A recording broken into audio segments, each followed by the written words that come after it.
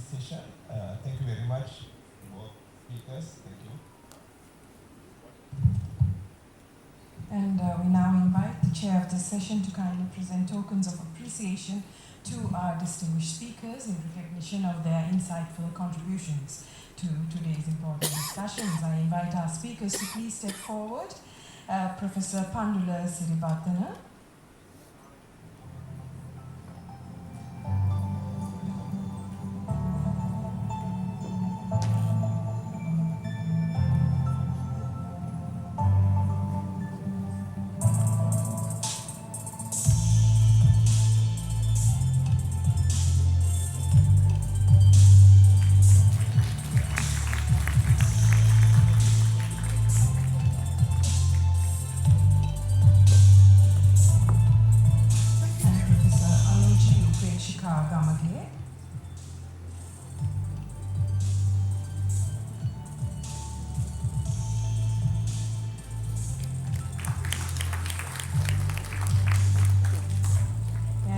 Dr. Janaka Pushpakumara, Dean, Faculty of Medicine and Allied Sciences of Rajaratnam University, Council Member of SLMC, to kindly come on stage to present a memento to our session chair as a heartfelt token of appreciation for his guidance and moderation of this session.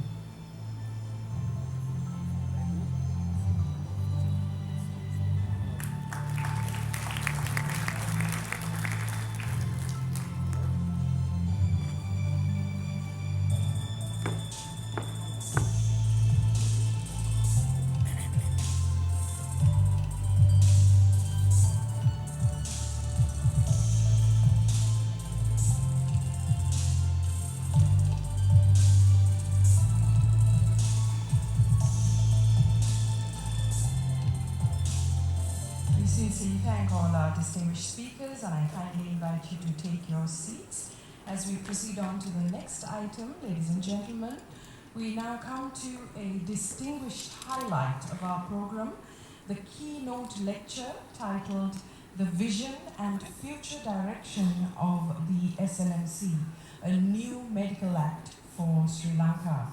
And to introduce our esteemed keynote speaker, I'm honored to invite Dr. Sunil Vijay-Singha, who is the Senior Consultant Orthopedic Surgeon at the Lady Ridgeway Hospital for Children in Sri Lanka. Dr. Vijay-Singha has completed multiple international fellowships, contributed extensively to peer-reviewed journals, and delivered numerous lectures on pediatric orthopedics at both national and international forums. He is currently a council member of the Sri Lanka Orthopedic Association and a council member of the Sri Lanka Medical Council. May I now respectfully invite Dr. Sunil Vijay-Singha to the stage to introduce our distinguished keynote speaker.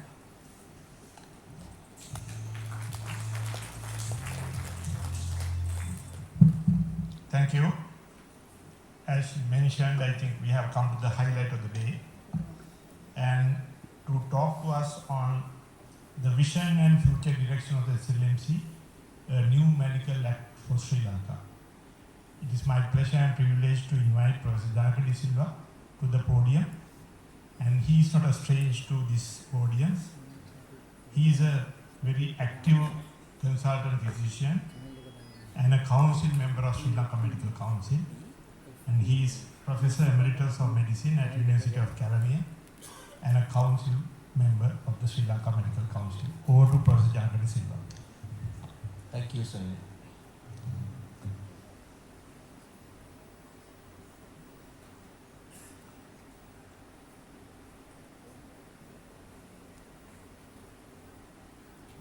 Distinguished guests, ladies and gentlemen, being 100 years old is a proud achievement for any institution.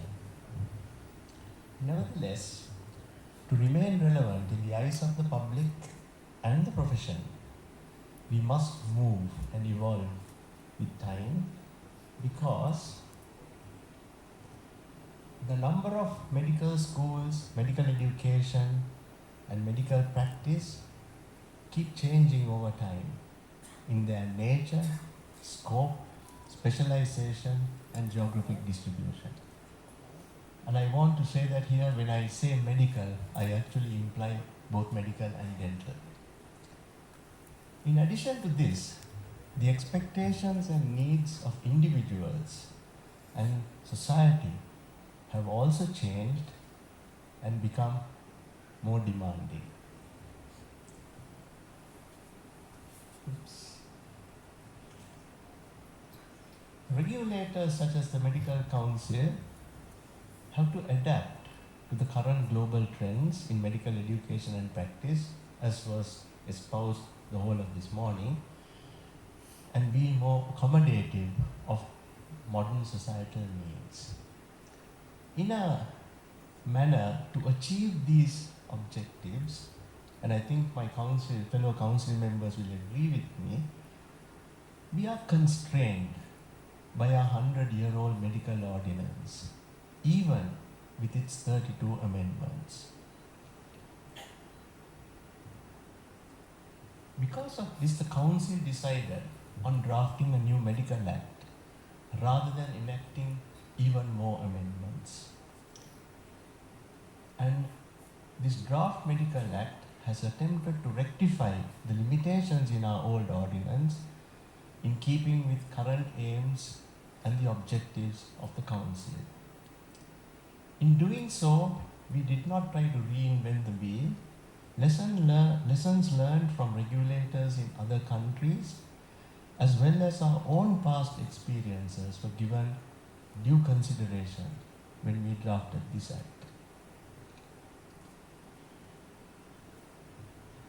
Now, the primary objective of the Sri Lanka Medical Council is to ensure public safety in healthcare in our country.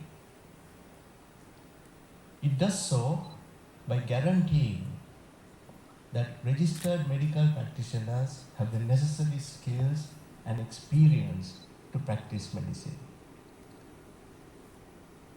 and regulate this in a manner that minimizes the impressions of being unduly punitive, but at the same time improves the trust among the public, practitioners and academic institutions. And I think Justice Kodagoda said a similar thing when he talked this morning. So the new draft Medical Act retains many valid sections of the current ordinance. Amendments have been made to strengthen several other sections, but new sections were included, especially in important areas that were only indirectly addressed in the current ordinance, like accreditation of medical schools, professional ethics and fitness to practice, patients' rights, regulation of advertising, interim prohibition orders to deal with quacks, finance and audit, and so on. So in the next few minutes, I would like to highlight briefly to this audience some selected amendments incorporated into the draft act. And I think it will be of particular interest to our local delegates because it is an act for Sri Lanka. Now, the importance of a regulator being held accountable, the SLMC being held accountable, cannot be overemphasized. If not, corruption and mismanagement will surely result. The lessons learned from the dissolution of the Indian Medical Council in 2018 due to allegations of corruption, which were principally in relation to medical education and failure to regulate the medical profession, is a case in point.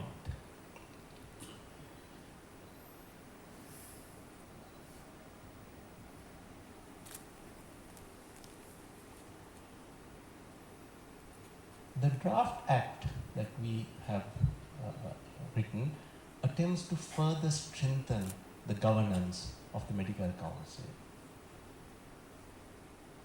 The Medical Council is now unequivocally, legally recognized as a state-owned enterprise, and you'll be surprised that this recognition came very recently, not even a couple of years ago, if I am right, Vajra.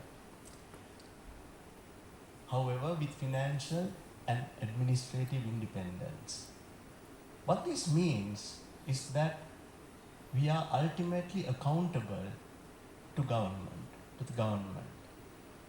And we must adhere to administrative and financial regulations.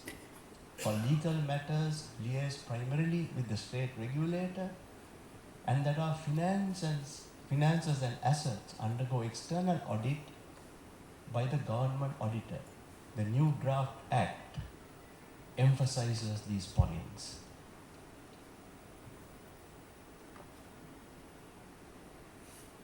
When drafting a new act, the composition of the council was discussed at length by the drafting committee, because the number, composition, and the method of appointment to medical councils vary widely worldwide.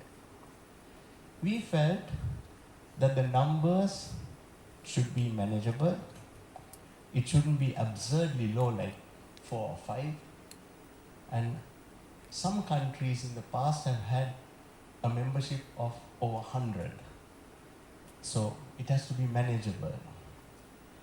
The composition of the council, we felt, should have both medical members for their knowledge of the standard of care and the work environment that our doctors work in, as well as lay members who will promote the public viewpoint, and having them will definitely increase the public's trust. The appointment, how they are appointed, whether it is by election or appointment or ex officio, there are pros and cons. And if I talk about the cons, members elected by the profession may be influenced by the electorate. And members who are appointed, if they are appointed by politicians, may be influenced by the politicians. Unless, of course, the appointing authority is an independent, respected body like the Privy Council in the UK. If you look at a cross-section of medical council, and this may interest the audience, the numbers vary from about 10 to 15 to usually about 25 to 35 members. So the GMC in the UK and the New Zealand Medical Council have 12, the Irish Medical Council has 23, the Singapore Medical Council 27, the Australian Medical Council 30, the Malaysian and the Indian councils have 33. So roughly about 25 to 30. Most, but not all, include medical and lay persons in various proportions. I could find only the Irish Medical Council that had more lay persons than doctors. The GMC has equal numbers, and most of the councils there are more medical people than lay people. Singapore is an outlier. It has no lay people in the medical council, and they co-opt a lay person only for their disciplinary committee. So that's an outlier. Appointed and ex officio versus elected by the profession. The GMC is appointed, all of them. The National Medical Commission of India is either appointed or ex officio. And then the others have a mixture of both appointed and elected. And again, a slight outlier is the Malaysian Medical Council that has more elected members than appointed members. So it varies widely. And I think this reflects the many different functions that are expected from the councils, the expertise they require, the attempt to maintain public trust, accountability and governance, and also local sensitivities. So the draft Medical Act for the Medical Council here, Sri Lanka Medical Council, ended up with 32 council members, 14 elected by the profession, 11 ex officio, mainly deans of faculties and so on, 7 appointed, of whom 6 are laypersons. So that's a new thing for our medical council, the inclusion of laypersons into the Sri Lanka Medical Council.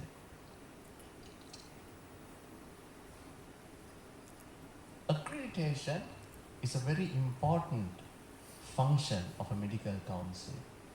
And as we heard this morning, the WHO recommends accreditation of medical schools by an independent agency to ensure the quality of medical education.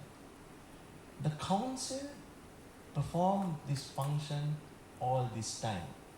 However, the word accreditation is not even mentioned once in the old ordinance. So this was the thing we had to change. So an accreditation unit has been established by the council. The draft act has strengthened its position as an independent decision-making body. All matters concerning accreditation have been delegated to the accreditation unit. Be that as it may, the decision on accreditation has to be ratified by the council, because it is not the accreditation unit that recognizes a medical school, it is the Sri Lanka Medical Council that recognizes a medical school. Now, 2 areas that have not been given enough prominence in the old ordinance and which have now been included in the draft act as separate sections are professional ethics and fitness to practice and patients' rights. They should have been highlighted in the old ordinance. It was not the case. The medical council must ensure that practitioners are fit to practice, as determined not only by their professional conduct and competence, but also by their physical and mental health. You don't want a psychiatrically ill doctor treating you. That's the crudest example I can give. And the council does so, or should do so, by formulating guidelines on the expected standards and procedures to follow if concerns are raised regarding violations of these standards. Equally important. And the new act, among other things, requires practitioners to develop and maintain professional performance, contribute and comply with systems to promote patient safety, communicate effectively with patients and work collaboratively with colleagues, and maintain public confidence and trust, and more easily said than done, have empathy and respect for patients. So at least these are included now, and violations of these can be investigated. The other was patients' rights. So the council must and should ensure the rights of patients. And this, the Act says, should be by formulating and making public guidelines on patients' rights, so that the patients know their rights. And also what recourse the patients will have when these rights are violated by practitioners. So both of these are important. And these include the right to informed consent, and I put this in because of the commercialization that is taking place in our private healthcare, that informed consent should include the names and qualifications of the healthcare providers, and importantly, the estimated costs of the investigations and treatments that these patients may receive.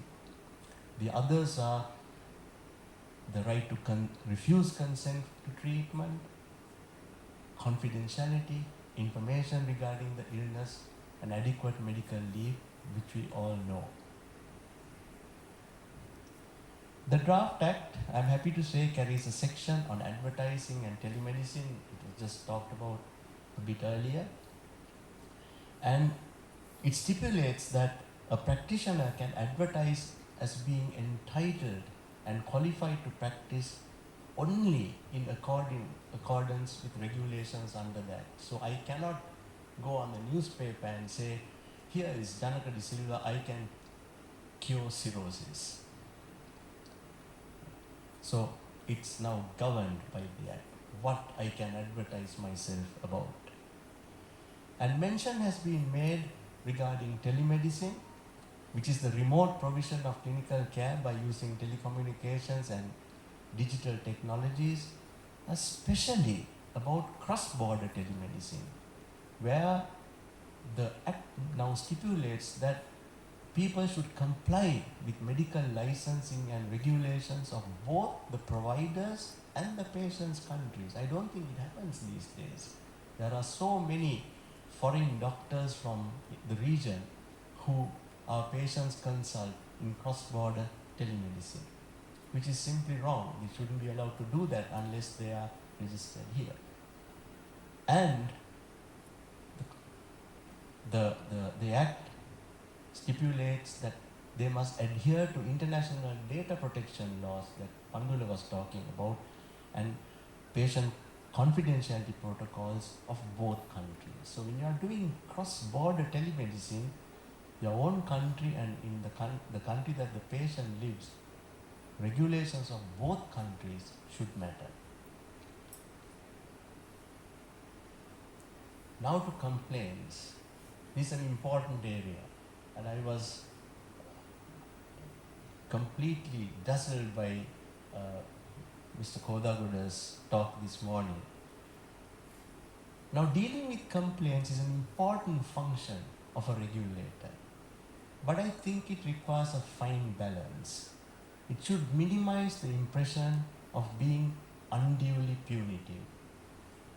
And on the other hand, as he says, the flip side should improve trust among the public, the practitioners and the academic institutions that justice is being done.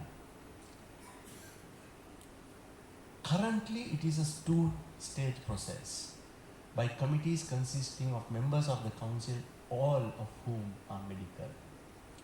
The preliminary proceedings committee of 5 people, and the recommendation are then submitted to a 10-member professional conduct committee for formal investigation and order, all of whom are medical.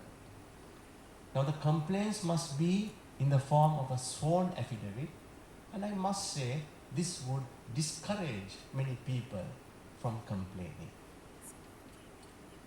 And all complaints, however trivial, and I'm sorry to use the word trivial, I have no right to use the word trivial because when a person complains, it's a complaint. But if we can consider some of them trivial, all of the complaints, the serious ones and the trivial ones, have to be dealt with similarly. So the amendment included in the draft act includes a complaint panel which will hold an initial inquiry into complaints which can be made only with proof of identity. We still don't like anonymous complaints. And that complaint panel may mediate and settle the matter and give order. Or, in the case of more serious complaints, may direct the complainant to submit the complaint to the preliminary proceedings committee with an affidavit. All these committees dealing with complaints will include medical and non-medical members in a step to improve public trust, and there is also an appeals process against decisions or orders made by the medical council which has been written into the new act. These amendments we feel may reduce the reluctance of people to complain as well as reduce the burden on the more challenging quasi-legal processes. So, it will weed out the more trivial things so that we have enough time to deal with the more serious complaints with the current system. The amendments also include whistleblower protection, the protection of an employee from the employer for providing information to the council concerning violations of the provisions of this act. It's an important concept. And also, in the case that a complaint is found to be false and malicious, and of which there are a few, now it is stipulated that the complainant may be liable for prosecution. So that should deter malicious and frivolous complaints to a degree. This should interest the local audience dealing with quacks. So unregistered individuals practicing medicine or quacks is a lingering national problem. Not only here, the worldwide, but we hear of this in this country quite a lot, especially in our rural areas. And there is public criticism of the regulator for being unable to deal with the problem, and we cannot deal with this problem under the current provisions of the ordinance. So, the draft act proposes interim prohibition orders prohibiting unregistered individuals from providing health services or using a specified title protected under the act, and the complaint can be made either by a member of the public or initiated by the council, and it is initially evaluated by the complaint panel, so you don't have to have an affidavit to complain, and who will then report it to the council for decision and order following due process, giving them the right to explain themselves, and then of course importantly prosecution for non-compliance with the order of the council. So that's a sort of a bird's eye view of the new act for the audience. So ladies and gentlemen, in conclusion, our vision for the future is a regulator that is independent, although accountable to government. A regulator that ensures public safety in healthcare, and a regulator that regulates in a manner that is not unduly punitive, but also improves trust among the public, practitioners, and academic institutions. And we hope to achieve these goals through the draft act, because this draft act has attempted to incorporate these ideas. And I'm happy to say it was unanimously approved by the council, not once but twice, and it has been submitted for necessary approvals before being enacted, an event we eagerly await. An event we very eagerly await at a time, especially at a time when several unfortunate incidents have taken place and has shaken the trust in our profession. And I think it is timely that we get this act enacted, because it has a lot of things that were not in the old ordinance where we can deal with the problems that we have. Ladies and gentlemen, this is not the first time an attempt has been made to draft a new medical act for Sri Lanka. Those attempts were unsuccessful for reasons I will not elaborate here. But I'm happy to inform you that this time the present Minister and Deputy Minister of Health have both expressed their fullest support to enact this new act. And I wish to end my talk by warmly thanking members of the drafting committee, the legal unit of the SLMC, and members of the council for taking this act to the level it is thus far. Thank you.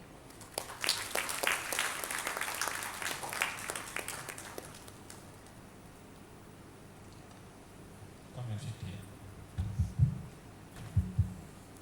Thank you, Professor Janakari Silva, for talking.